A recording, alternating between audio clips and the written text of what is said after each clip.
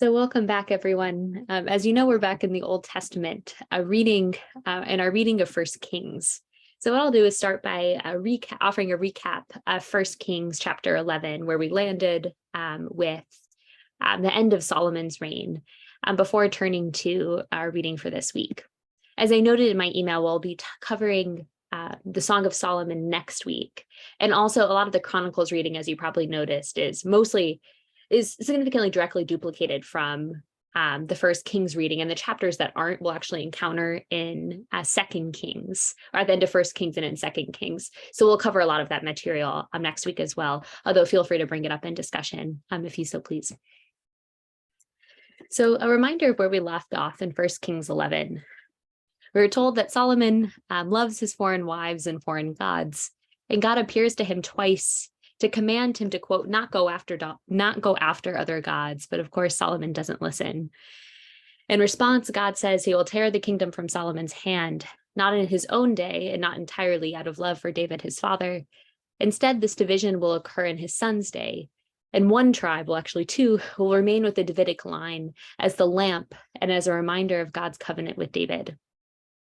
Immediately after this, adversaries arise, notably all children of groups that David killed in war. However, it is Jeroboam, a servant in Solomon's court, who actually succeeds in offering a significant challenge to the Davidic line. And there's some echoes here of the Joseph story. Jeroboam is described as a capable servant who is made head of Solomon's household, for example, and then ends up commanding significant power.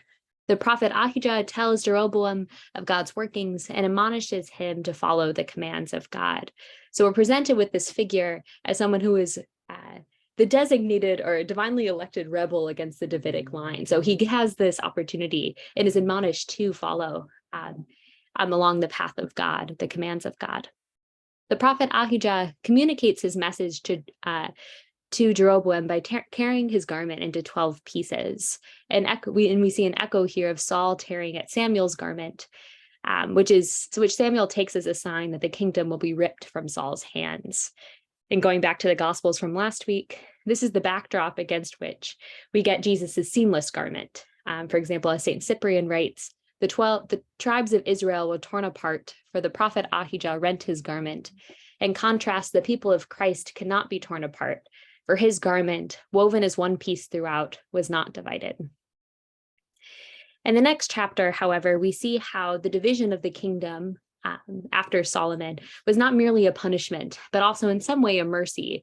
It reminded me a bit of the scattering of the Tower of Babel in our presentation from a few weeks ago about how Solomon and his sons' rule foreshadow the rule of Babylon. So we get this corrupt kingdom, and the division of which is both a clear punishment, but also has that same logic of the Tower of Babel at work.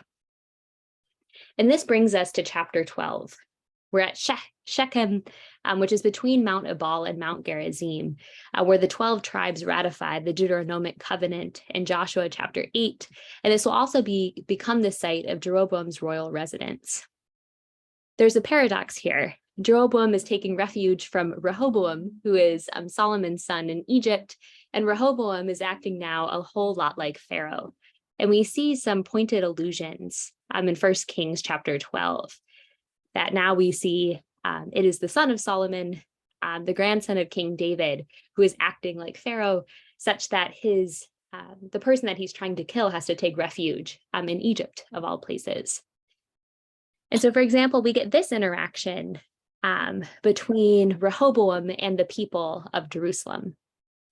Rehoboam went to Shechem, for all Israel had come to Shechem to make him king. And when Jeroboam, that servant of Solomon, the son of Nebat, heard it, for he was still in Egypt, whither he had fled from King Solomon, then Jeroboam returned from Egypt. And they sent and called him, and Jeroboam and all the assembly of Israel came and said to Rehoboam, "Your father made our yoke heavy. Now, therefore, lighten the hard service of your father and his heavy yoke upon us, and we will serve you." He said to them, "Depart for 3 days, then come again to me." So the people went away.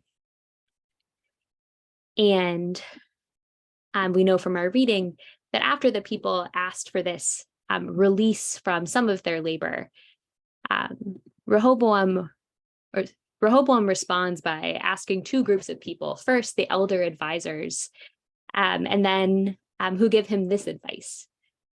And they say to him, pretty shockingly, if you will be a servant, and this word is the word also for slave, if you will be a slave to his people today and serve them and speak good words to them when you answer them, then they will be your servants forever, your slaves forever.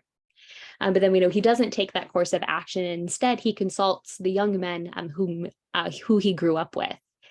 And they tell him to make the yokes ever heavier upon his people, saying that, my father was a tough man, well, I'm even tougher, is his response.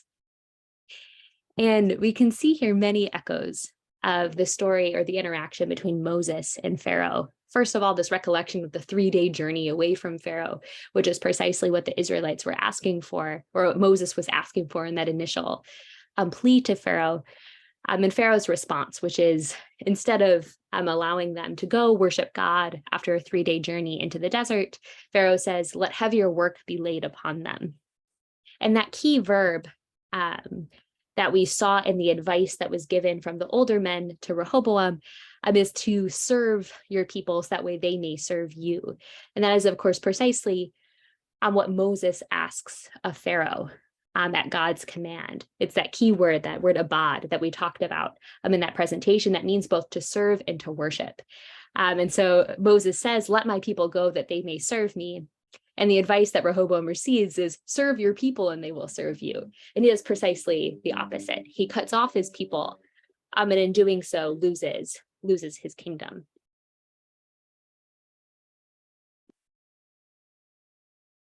And the response of the people, and also another thing to flag here is that when the people were asking for this release from a certain amount of labor, that should ring a bell for us about the Jubilee practice that was common in the ancient Near East, where it was just considered good common sense for a ruler to release the people from all or a certain amount of their debts to the kingdom in order to inaugurate the new rule. So it wasn't asking for something extraordinary. It was actually asking for something that was in accordance with what was seen as like solid political practice at the time to have the loyalty or to gain the loyalty of the people. The response of the people to Rehoboam's harsh reply is, what portion do we have in David? We have no inheritance in the sons of Jesse. Back to your tents, O Israel. The people then kill Rehoboam, sends his taskmaster out to meet the people. After this scene, they kill the taskmaster and Rehoboam mounts his chariot. We also see in this echoes of Moses killing the Egyptian taskmaster and then Pharaoh mounting on his chariot. And chariots, as we saw in Deuteronomy, are specifically associated with Egypt. It's the type of rule that one should not have these very powerful implements of war. It's precisely what the Israelite king is not supposed to accumulate. Rehoboam then assembles a great army to fight the northern tribes, but what are now the northern tribes, the tribes that rebelled with Jeroboam. But God intervenes through a prophet and says, you shall not go up or fight against your kinsmen, the sons of Israel. This thing is from me. And Rehoboam, in his one wise move as a leader here, listens to God and does not attack the northern tribes. Jeroboam goes on to become the king of the northern tribes and devises a new state religion, knowing that if the people continue to worship in Jerusalem, they will, quote, turn back to the house of David, and, quote, the heart of the people will turn against their Lord, back to Rehoboam, king of Judah.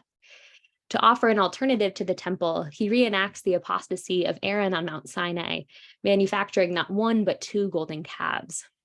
He then, in an almost direct quote from Aaron in Exodus 32, proclaims, behold your gods of Israel, who brought you out of the land of Egypt. He then goes on to establish his own priests and feast day. And the repeated refrain here is that these are objects of his own creation. And the text is very strong in this. And these echoes reminded me a bit again of that line we saw in Judges, each do what is good in his own eyes. So at the end of 1 Kings chapter 12, we get this. Again, these names are confusing. So Jeroboam is now the newly appointed king of the northern tribes, not the son of Solomon, who is Rehoboam. Very similar names. And so here we're told that Jeroboam, in his effort to consolidate loyalty to himself in the north, he sacrifices to the calves that he had made. He placed in Bethel the priests of the high places that he had made. He went up to the altar which he had made in Bethel on the 15th day, in the month which he had devised of his own heart. So very far here from conforming oneself to the law of the Torah, but instead creating something that is entirely, then becomes its own state religion, and one that is oriented solely towards political ends. The consequences of these actions are proclaimed by the prophet Abijah in chapter 14, and the punishments are threefold. We're told that Jeroboam's son will not recover from his illness. The sure house, and that's the same phrase that was used in the promise to David, or lasting dynasty that was offered to Jeroboam in chapter 11, is lost, and his family will be cut off, and the northern tribes will be exiled. And the curses here echo the covenant curses of the Deuteronomic covenant. And remember, we're at Shechem. We're back in the site that's between those two mountains that we encountered in the book of Joshua, with the ultimate curse that is put upon the northern tribes being that of foreign rule and eventually exile. At the end of this chapter, we also see a similar recounting of the way of Judah, the southern kingdom that is ruled by Solomon's son. Solomon's son now too is building altars in high places and worshiping other gods. And the decline of his kingdom is described as a return to, quote, the abominations of the nations, which the Lord drove out before the sons of Israel. In other words, it's described as a return to something like the times before the book of Joshua, a theme we'll see again and again in scenes like the rebuilding of Jericho in chapter 17. It's also interesting to note in this example where the curse of a certain action is framed as a return to a pagan practice. And this might help us see or get a sense of how curse works, at least in some cases in these texts. So for example here, I don't know if I have this on a slide. So for example here in Joshua chapter 6:26, Joshua pronounced, "Cursed before the Lord be anyone who tries to build the city Jericho. At the cost of his firstborn, he shall lay its foundation, and at the cost of the youngest, he shall raise up its gates." So after the city of Jericho fell, no one was to rebuild there. So, and of course, that, like we said, this is what Rehoboam does. He rebuilds the city of Jericho, and the curse is the killing of his firstborn son. That's the punishment for doing so. It's interesting here to note that in the ancient Near East, there was a practice of foundation sacrifice, whereby for the establishment of a city, the firstborn would be sacrificed in the name of the well-being of the city. And so, the rebuilding of Jericho, the punishment that comes from that is suggested that it's actually the practice that the people retake on themselves, going back to this pagan practice, that itself is the curse for the rebuilding of the city, that it's again this return to the times pre-Joshua, and at least to the horrors of the time of pre-Joshua, and the certain practices like unlike child sacrifice, that this is what the people are taking back on. So an interesting insight here, I think, to how curse works, both in the context of the northern kingdoms, where we see, if we look closely, we notice that the curses placed upon the northern kingdoms are actually a number of those laid out in the book of Deuteronomy. And then now in the southern kingdom, where we see this alignment with pagan practice. And very similarly, we see that in the case of Rehoboam, if you're cruel to your people, the punishment is that you're very vulnerable to foreign rule. And indeed, that's what happens. And this ends up resulting in the conquest and exile of the southern kingdoms as well. So again, we see where the logic of the curse is commensurate with the actions that are taken. There's something similar here too going on when we see these instances of self-gouging and immolation, where we see the bloodshed now being, at least in part, self-inflicted as a result of this return to prior times. And then the following chapters and much of the rest of the books of Kings offer a split screen view of the decline of both the northern and southern kingdoms. And we're given in very formulaic way the names of the kings for how long they reign, and a summary of whether they followed the Lord or went the way of Jeroboam, which becomes a new refrain, or, quote, did evil in the sight of the Lord, which is the more classic Deuteronomistic frame. We also will note that the kings are especially measured against the standard of King David.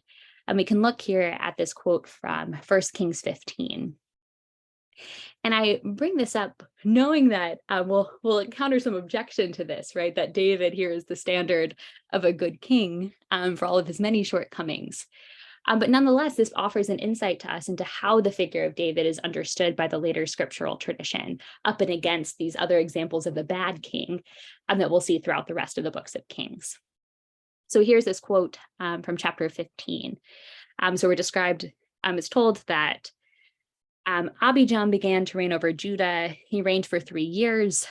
And he walked in all the sins which his father did before him, and his heart was not wholly true to the Lord his God, as the heart of David his father. Nevertheless, for David's sake, the Lord his God gave him a lamp in Jerusalem. And we'll come back to this quote, but again, seeing here where David is the standard, even as these texts acknowledge, David walked the ways of the Lord, except for in the matter of Uriah the Hittite. And that's also repeated, I think, twice in the book of Kings. It's acknowledgement of his failures, as well as what was right about David, which is his heart never straying from the worship of Yahweh. And so now what I want to look at in this final section of our brief presentation here is where we have these sources of hope. So in reading these chapters, what we're really reading, and we'll be reading throughout the rest of 1st and 2nd Kings, is a cumulative chain of events that lead to 2 nationally traumatic events, which is the destruction of the Northern Kingdom in 721, and 135 years later, the destruction of the Southern Kingdom. We know that's coming, and the authors of these texts know it's coming. It's heavily foreshadowed. So interspersed with these difficult stories, we see some signs of God's promise still peeking through. One is in 1 Kings 13, where we get mention of King Josiah, who will reform the cult and rid Israel of idolatry. The next is the lamp of the southern tribes that remain with the Davidic king in the passage that I just read out loud. This is the still burning flame that God remembers, or the small sign that God still remembers his promise to David. And the last, and perhaps the most satisfying, are the entrance of Elijah and Elisha, the two great prophets onto the scene. And if you took a look at the outline that I shared earlier this week, you'll see that these sections of the books of Kings are actually oriented around the story of Elijah at the center. And this becomes the most famous character in these books, and the one around whom a lot of tradition is built. And of course, a key figure a key figure that becomes a type of Christ. And so I want to spend, we'll look more at the story of Elijah next week, and as we finish up his arc in 2nd Kings. But it's important to note here that Elijah is singled out by the tradition as in many ways, very like the prophet Moses, but in other ways, unlike any other prophet who came before. This is our first wonder-working prophet, at least in the form of healing. We don't see Moses or the other prophets we've encountered healing. They give the law, they tell of what is to come, they admonish Israel to be faithful to the Lord. But we don't have the same sense of a wonder worker who's acting on behalf of those who are suffering. That becomes, of course, a very important aspect of Christ's own mission in ministry. Elijah is also the figure who's singled out by tradition, especially by Malachi, as the one who will announce the coming of the Redeemer. And of course, we see that when everyone's asking about the return of the prophet Elijah in Jesus's day. The prophet Elijah is also such a captivating figure because of his humanity. We first encounter him at the end of 1 Kings, hiding from King Ahab's wrath. We then witness his transformation into this iron-willed spokesman who calls King Ahab the troubler of Israel to his face. After his triumph over the Baal prophets on Mount Carmel, however, when he realizes his life is still threatened, the king has not repented, nor has his wife, he despairs and he asks God to take his life because, quote, "I am no better than my fathers. No matter what he has done, the people around him haven't changed. There hasn't been conversion." This despair is then countered by an epiphany in the wilderness, and he will confront Ahab again later in chapter 21. Condemning him for unjustified for unjustified murder. So as much as Elijah here is exceptional in these ways, he's a prophet who's given this full, into whom we're given such an insight into his humanity. He's also like Moses in many ways. And another reason why he's such an important figure on this thread that will lead us to Christ. And so if we remember from Deuteronomy chapter 18, I brought up this quote a few times in the context of the Gospels, that we're around Moses's death, we're given a promise that God will give another prophet like Moses. And so we'll continue to track this next week, but just a quick recounting of all of the ways that Elijah is like Moses up to this point. He speaks with God. He receives a commission to appoint a new generation of leadership for Israel. He flees a political ruler who is seeking his life. He encounters God around a burning tree. He goes to Mount Horeb for 40 days and 40 nights. And we see God passing by Elijah in a cave, just like we saw God passing by Moses in the cleft of the rock. However, in our reading for next week, I think we'll encounter what is also a big difference here, and a difference that comes to characterize God's interactions with the prophets from this point on, is that Elijah hears God not in the earthquake or in the thunder or in the hail that we saw at the top of Mount Sinai, but rather he encounters God in that still small voice. And so that, I hope, is that still small voice that we can find our hope in as we read these chapters, especially as we read these stories of great decline, to listen out for that voice, just as Elijah did, as we'll see in our reading for next week. So I'll go ahead and leave that there. There's much more to say about this figure, but let's leave that for our discussion.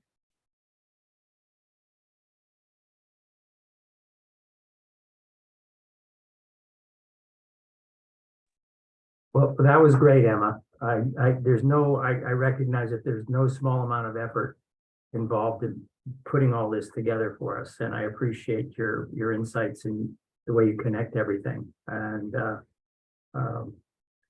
I look forward to hearing more about Elijah. Thanks, Mark.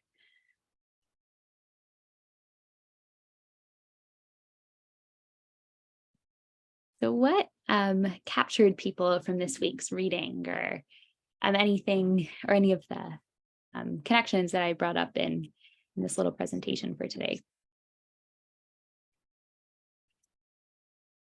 And I'll apologize in advance that Bert and I are in the midst of working on a talk that we have to give tomorrow. So my brain's still a little fuzzy and frazzled. So if I seem more out of it even than usual, that is why. Malcolm. I thought it was very interesting that, so at the end of Judges is actually, even though of course the kings don't actually appear on the scene, it's more pro-kingship than Kings is, because they're basically saying, well, look, we've got civil war, total chaos, everyone doing what he thought best. But then King says, yeah, but they want to be like all the nations, have a king. And what's interesting here is that by now, the kings themselves have led right back to the exact same frame as the end of Judges. It's like they've divided Israel. Judah and Israel are going to fight one another from now on. They're doing what they think best, setting up false gods, and everything has fallen apart just like it had at the end of Judges. So I suppose it's a warning against any hope that any particular political forms or any like human efforts can solve what's fundamentally a religious and human problem of faithfulness to God. It's like there's no easy way out. We can't achieve the kingdom of God through human earthly efforts. It's just there's no shortcuts here, no easy solutions that we can implement. Yeah, in the key of our prayer service from Saturday, it demands a total conversion, a total turning around that of the human heart. But also, I mean, when we saw, or when we looked at least the brief glimpses that we got of what it would look like for a community to take following the law seriously, like think, for example, again, of the book of Ruth, we do see these glimpses, right, of a world where it's easier to do that, easier to turn around. But yeah, I totally agree, Malcolm. And I think it's striking here that like in the verse that I read, I can't remember if I projected on the screen, but it's described, I think it's the southern kingdom is described precisely as being like the nations at this point. The thing that Israel is admonished not to do in the book of Joshua, here we are. We're back to being like the nations.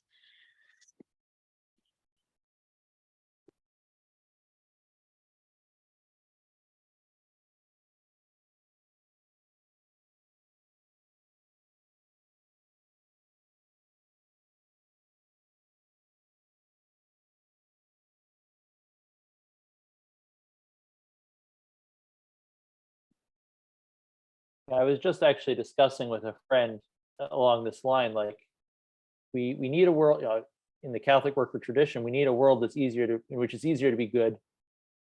And how are we going to get, from here to there? And if you look at like current Catholic political debates, a lot of it centered actually around this kind of temptation. It's like, well, there's political parties out there, we'll make a Catholic one or influence one in a Catholic direction. There's all these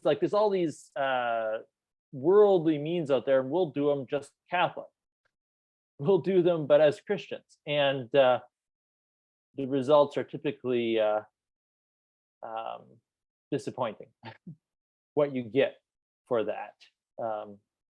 So it's just interesting, this coming right on the heels of that conversation I was having. Yeah. What did folks make of, if we turn to 1 Kings 12, that interaction between Rehoboam and the elders before he turns to the advice of his young friends? What do we make of the advice he receives from like the elder statesmen to be servants to the people and then they'll serve you?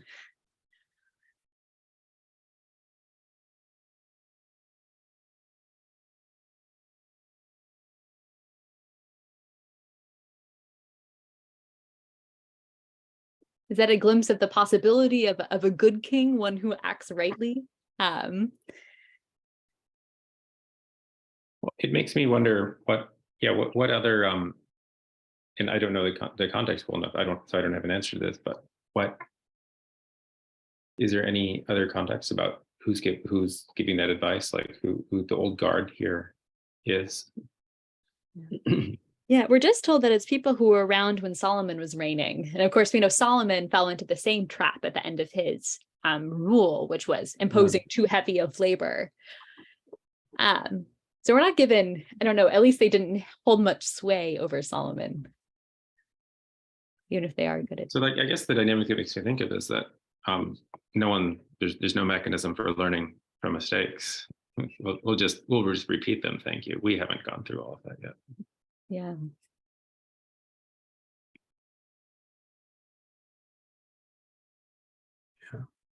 It also sounds a lot like, the policies of many of the Sumerian kings, according to Michael Hudson, at least, that they proclaimed debt forgiveness and the release of debt slaves, but really in their own self-interest, because that kept a relatively free peasantry, which was the basis of the army and of corvée labor. And so the advice of the elders is really kind of the ancient Sumerian advice of, forgive debts, don't lay such a heavy burden on people, and there'll be a better set of servants. Isn't that amazing? It's sort of that, like, something that this is deemed like good practical wisdom. I don't know. I was remembering, because one of the conceits of the Hudson book that, and at least of the talk I think we watched, and when we were reading Leviticus, I think that, we take for granted things like, debt forgiveness being crazy. How could that ever work? And then of course, Hudson's argument is that it's actually the basis of political stability. So sort of amazed I'm glad you brought that up, Harry. I was sort of amazed by that logic being embedded here, this little glimpse that at this time there was an alternative way to rule, or at least someone around that was speaking that in Rehoboam's ear, that somehow what we expect to be in the words of someone like Jesus, like, serve those around you, be a slave to those around you, is in the mouth. And of course, Jesus to a different end. It's not so that people will be slaves to you or better slaves to you. But here, nonetheless, there's at least something that looks in that direction that is deemed just political savvy. Yeah. I mean, thinking of the Hudson context, though, are we invited to see there being another power center? So like not the corvée labor, but but agrarian debt to like another sort of thing. Is that I didn't notice that being in play here.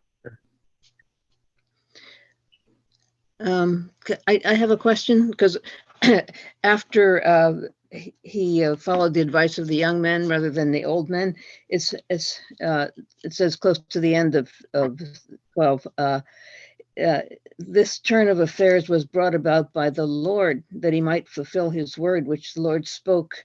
And I guess the word was that that there would be a rebellion, and the other tribes would go to their tents. And to your tents, O Israel, look now to your own house, David. So, but the Lord wanted that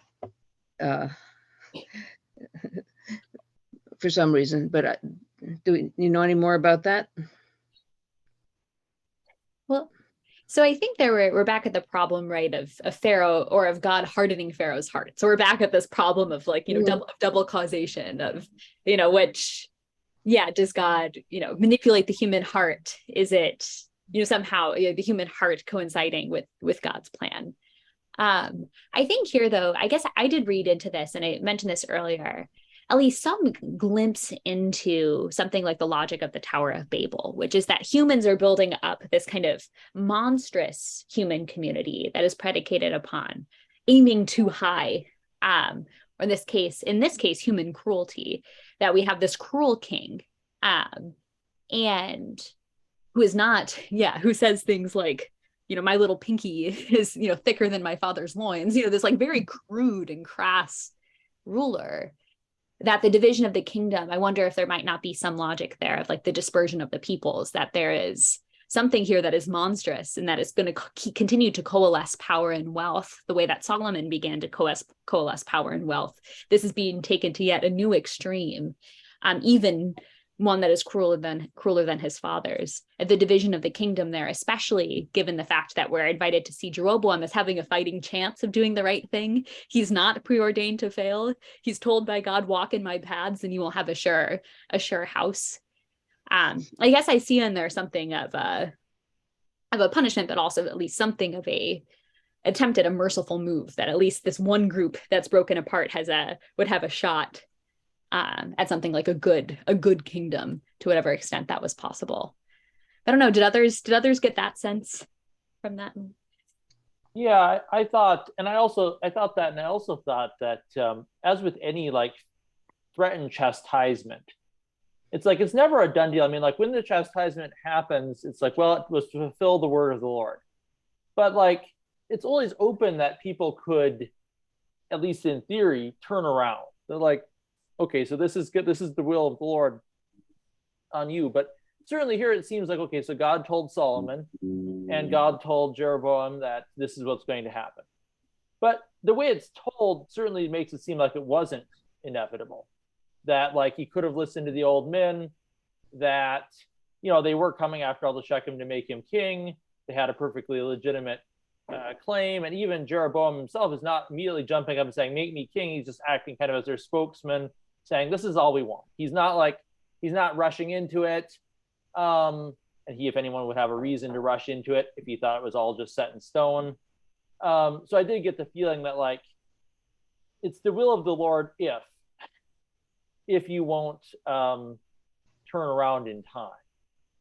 The other thing, as far as like the breaking up, like the Tower of Babel, you think about, so Rehoboam, is threatening to be a real tyrant. And you can kind of imagine that after this point, he can't be that anymore, even to the people who are still under him, because there's always the chance that they could be like, well, there's an alternative down the road. we could just do that. So like each of these kings is going to have a significantly less ability to actually oppress people successfully. I mean, Chronicles even says, right, that like some people from the northern kingdom decide to flee to the southern one.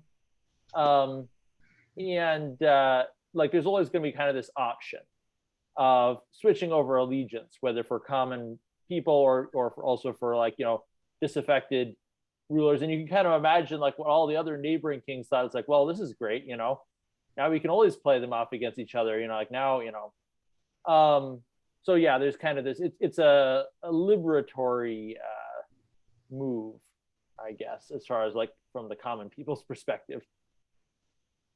Yeah.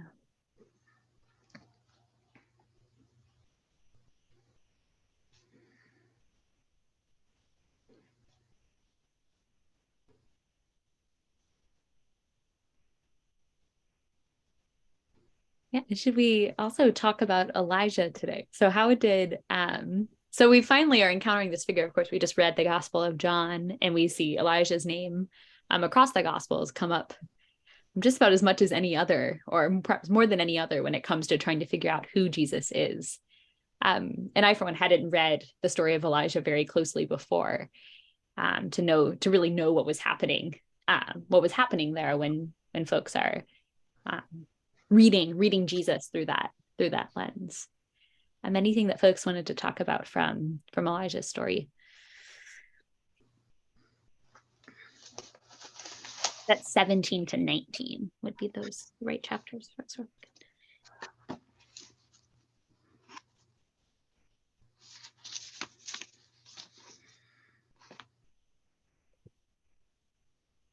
I know I was struck by the image of just one who's totally puts himself at God's mercy, hiding away in the desert from King Ahab, but in such a way that he's fed by the ravens. So someone, it reminded me of like the lilies of the field passages, and just someone who has totally made himself available to God.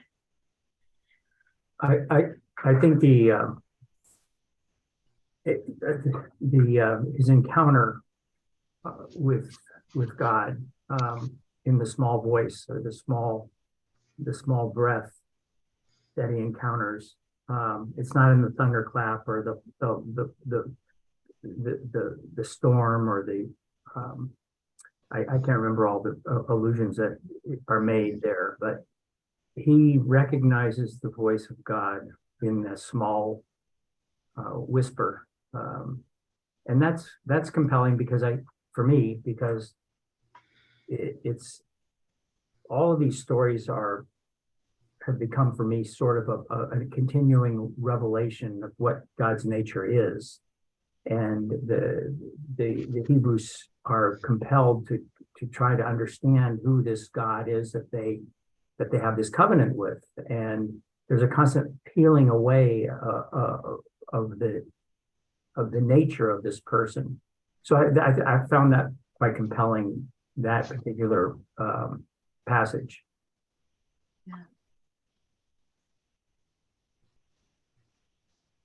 Yeah, and I think that the still small voice. It reminds me of the first miracle that we see from Elijah, right? Is that the flour doesn't run out. Like, it's not that this widow starts to have an abundant feast every night, right? It's that she's still eating the same simple food that she has been eating, but it's that flour and oil will not run out. So that the type of quiet miracle to someone who's in great need. And one that also, facilitates hospitality in the tradition that we've seen now many times with Abraham and others welcoming these guests with these little bread cakes, was something that, I really appreciated along that same pattern. Yeah, it's just that part is just a really beautiful story among all the rest of this, violence and a very fairly uninspiring context. And so there's like this story of just kind of, it's so charming Yeah, what I focused on this a bit when I did my book on hospitality and the Catholic worker, because it is such a tradition within both within the Old and New Testament, but also in mythologies from religions around the world, that notion that you may be entertaining God when you invite a stranger in to share a meal and maybe to stay. That certainly Abram and the three visitors, Elijah, the story that we just got in the gospel about the disciples on the road to Emmaus who don't recognize Jesus until they invite him in and to stay the night and share a meal. And in ancient Greek mythology, there was a story of and Roman of Zeus and Mercury appearing as strangers to a poor couple who shared what little they had, and then of course the the cornucopia opened and they had plenty, and the gods offered them any favor, and they asked that when they died they would be turned into two trees that grew together, intertwined, and so it's a powerful theme. I've always liked the fact that we have so many images of God in the Bible. God is king, God is judge, and all of the images of God are the being of power, the ruler, the creator, etc. Except in the case of hospitality, God often appears not as the host, the person in power, but as the guest. And it, to me, is such a wonderful counterpoise to the traditional images of God as the being of power and all of that.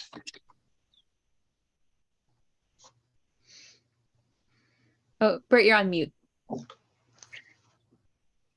Sorry. Yeah, I was just saying, yeah, that is a beautiful juxtaposition.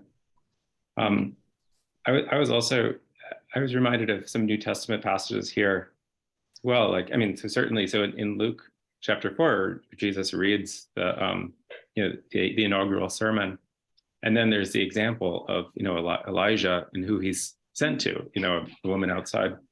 Yeah, it seems to make a little bit more. I mean, it feels like a little bit more.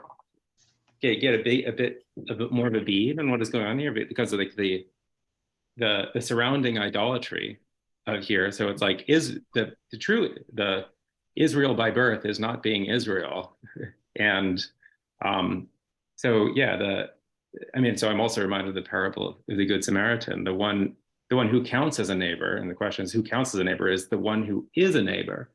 So it's like, yeah, the one who offers hospitality is potentially the one who's part of the genealogy that, or not, I mean, not that Jesus is tracing a genealogy there, but talking about who God can be sent to. I mean, I guess one who would receive him, like to what Harry was saying.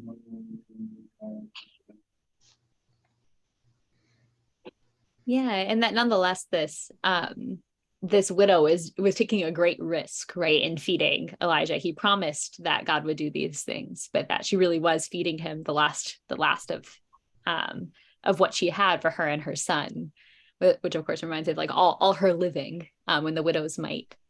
That to be entertaining a prophet here is demands everything of you.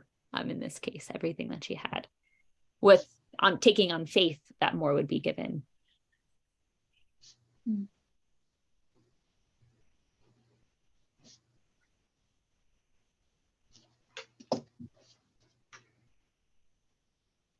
I also just thought it's just sort of there is a lot of humor in these stories too, where the King Ahab's steward is like, now you're gonna get me killed. Like what's the idea? You're gonna disappear and I'm gonna be left to deal with. And he's like, don't worry about it. Yeah. I thought that was kind of hilarious. Oh.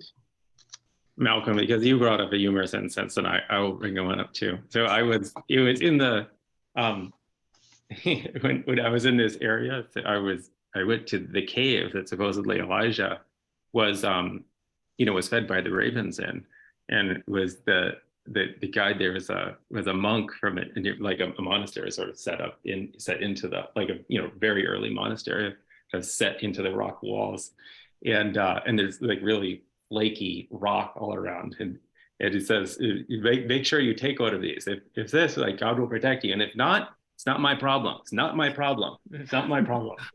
So it's like by taking some of that cave with me, my problems have always been his problems, which is I always appreciate that.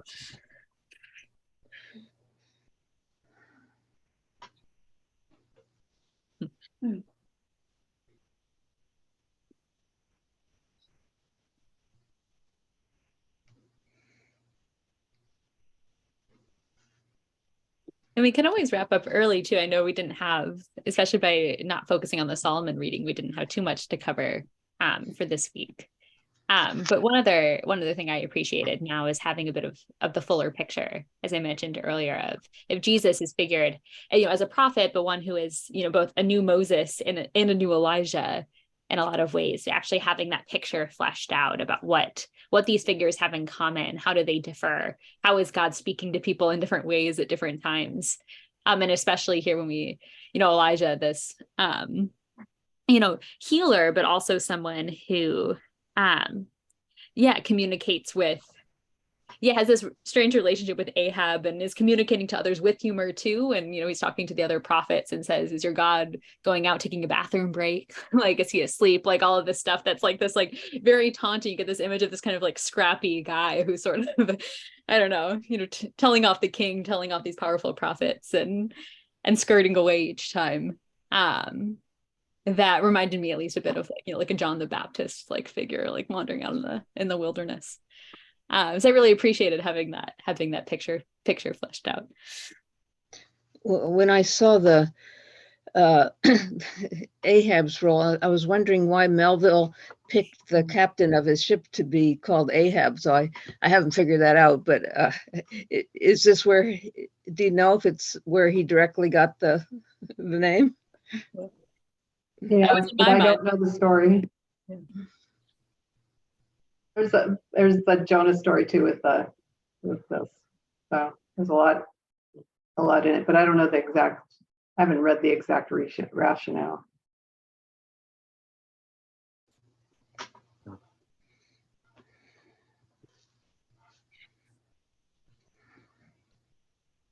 Well, Melville also had Ishmael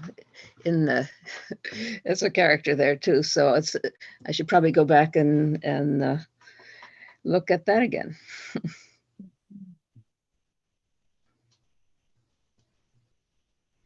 Probably not arbitrary, but yeah, no, I'm forgetting. I don't have enough context now. There's a homework assignment. Especially because one of the original aspirations of this group has been to read Moby Dick. Yeah.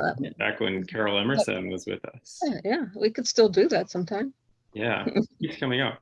Yeah, I told you my professor, Professor Pardes, who did our presentation on Joseph, says Moby Dick is the only, or Melville in general, but especially Moby Dick, is the only piece of literature on par with the Bible. So. Yeah, it's a very Old Testament story, isn't it? Yeah. Yeah, and I apologize for my not being prepared. I did not do most of the readings this week. We have this thing tomorrow that I've let monopolize what felt like open time. So sorry for my lack of contribution to our discussion, but next week will be very different. Can I suggest something if people want to look up something? There's a film called The Dybbuk, Dybbuk, a Jewish film from the 30s that I showed. Bert has seen it with me, but in it there's the most beautiful rendition of the Song of Solomon by one of the. It's fairly early in the film, and you can see it on YouTube. You may not want to watch the whole film, but it is such a beautiful singing of that Song of Solomon. Hmm. Yeah. Mary, would you mind posting the name of that in the Okay. I would like to look that up. Okay.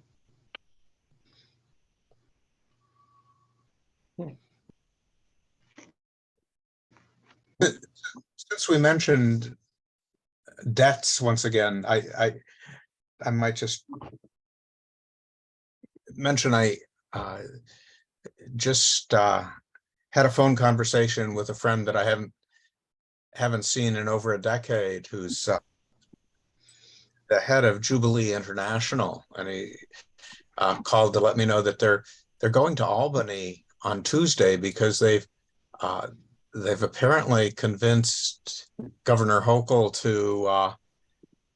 to back a bill that I haven't seen all the details, but that basically would require private banks to enact the same kind of debt relief that some governments have done, and so they're having a lobby day there to try to actually enact some debt relief. And I guess they're doing it through New York because I think over half of the contracts that create these debts for foreign countries are signed in New York City. So it just I'll hopefully learn more about it. He's sending me some material to read, but it sounds like an intriguing effort to kind of resurrect debt forgiveness, which is what Jubilee International and Eric have been all about. So Interesting. Yeah, we'll look that up. yeah. Cool. Yeah, I may, if you want, he sent me some stuff in an email. I haven't looked at it yet, but if it looks good, I might send it on if you'd like. That would be great. Yeah. Yeah. We were just talking about medical debt forgiveness here yesterday evening as people. There's no forgiveness for medical debt. Right. Well, that's not true. Mhm. Might be eligible. Yeah, I think that it would be really interesting for those of us, especially who work with unhoused folks, to think about eviction debt too. Yeah. Well, there had an ERAP program which just ended a couple months ago that was the federal government was paying a lot, pretty much the whole debt of people during the pandemic time.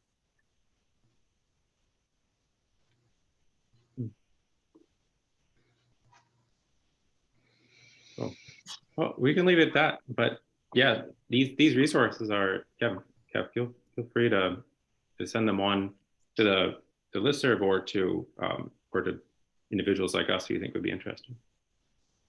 Okay. Yeah. Cool. Well, good luck with your speech tomorrow. Thank you. Yes. What's it on? What is it called, Bert? Radical Christianity and As an approach to tradition, for a Leuven conference. A what conference? academic conference at KU Leuven. Unfortunately, we don't get to fly out, but yeah. I'm glad that we didn't share a link to it widely, because right now I don't feel like that would be like it's something that necessarily what. We'll share the recording later Yeah. if the Holy Yeah. Spirit decides to come down. Yeah. I for one would be very interested. I think, isn't that where Bobby Alvarez, who was Yeah, probably at the Not house? a exactly. coincidence. Yeah, not a coincidence. Yeah. Very cool, very cool. Yeah. I'd be interested in hearing more about it. Yeah. Yeah, Yeah, well- you'll hear more about it unless Emma and I think that you really Send should. some extra prayers our way. We have a long night ahead. We will pray. Okay, Okay, Thanks, everybody. thank you. Good night. Night. good night.